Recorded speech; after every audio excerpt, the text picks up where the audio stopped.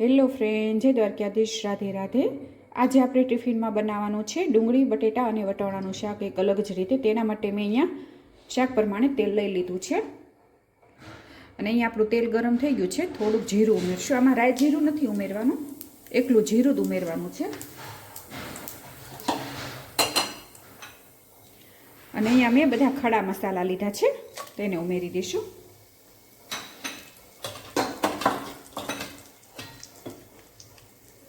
અને અહીંયા મેં લીલી ડુંગળી લીધી છે અને આવી રીતે મોટી મોટી સુધારી લીધી છે, તેને ઉમેરી દેવાની છે.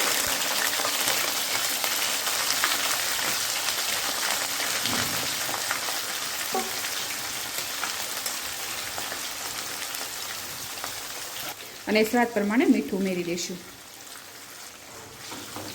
અને મિક્સ કરી લઈશું. અને અહીંયા મેં બટેટા લીધા છે અને આવી રીતે તેને પણ મેં મોટી મોટી શીર કરી લીધી છે, તેને ઉમેરી દઈશું અને મિક્સ કરી લઈશું. અને આ શાક તમે એકવાર બનાવજો, મસાલેદાર, બહુ સરસ બનશે રોટલી પરોઠા સાથે.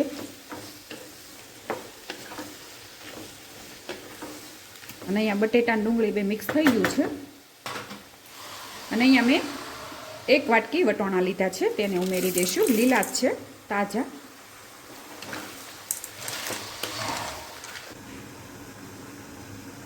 અને વચ્ચે વચ્ચે સહેજ હલાવતા રહીશું. અને શાક સડે ત્યાં સુધીમાં આપણે એનો મસાલો તૈયાર કરી લઈશું. અને અહીંયા મેં એક ડીશ લઈ લીધી છે, તેમાં અહીંયા મેં લસણવાળું મરચું લીધું છે. લસણની 6 હાથ કળી અને ખાંડી લીધું છે.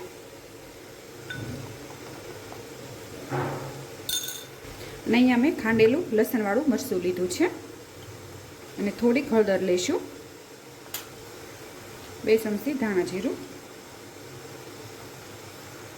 ગરમ મસાલો અને થોડોક ચણાનો લોટ લઈશું. જેમ આપણે રીંગણાનો મસાલો કરીએ છીએ, ભરેલા રીંગણાનો, તેવી જ રીતે આ મસાલો બનાવવાનો છે. થોડીક ખાંડ ઉમેરશું, થોડીક કોથમીર. અને અહીંયા મેં સિંગનો ભૂકો લીધો છે, તે ઉમેરી દઈશું. અને સ્વાદ પ્રમાણે મીઠું ઉમેરશું અને થોડુંક તેલ ઉમેરી દેવાનું છે.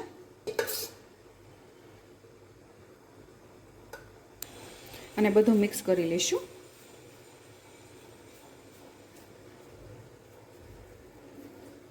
અને અહીં આપણો મસાલો તૈયાર છે. અને હવે જોઈશું. જો તમે, અહીંયા આપણું શાક સરસ સડી ગયું છે, બહુ નથી સડવા દેવાનું. અને હવે આપણે જે મસાલો તૈયાર કર્યો છે તેને ઉમેરી દેવાનો છે અને મિક્સ કરી લઈશું. અને આમાં જો તમારે આવી રીતે કોરું ખાવું હોય તો તમે કોરું રાખી શકો. સેજ રસાદાર કરવું હોય તો તમે સેજ પાણી ઉમેરી દેવાનું.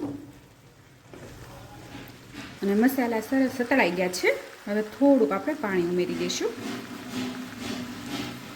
અને અહીંયા આપણા શાકમાં તેલ છૂટી ગયું છે, એટલે આપણું શાક તૈયાર છે. અને ઉપરથી થોડુંક લીંબુ નીચોવી દઈશું. અને તમારે જો ટમેટાં ઉમેરવા હોય તો તમે ટમેટાં ઉમેરી શકો, પણ લીંબુથી વધારે સ્વાદ આવશે.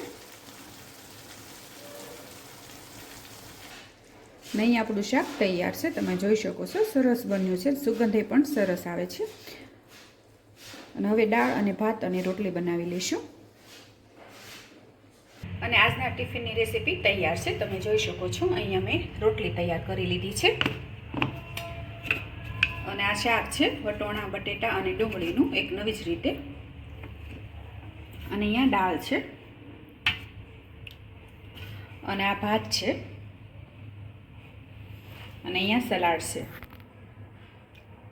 અને આજના મારા ટિફિનની રેસીપી તમને ગમી હોય તો લાઈક કરજો, શેર કરજો અને સબસ્ક્રાઈબ કરજો. હું ફરીથી મળીશ એક નવી ટિફિનની રેસીપી સાથે. ત્યાં સુધી જય દ્વારકાધીશ.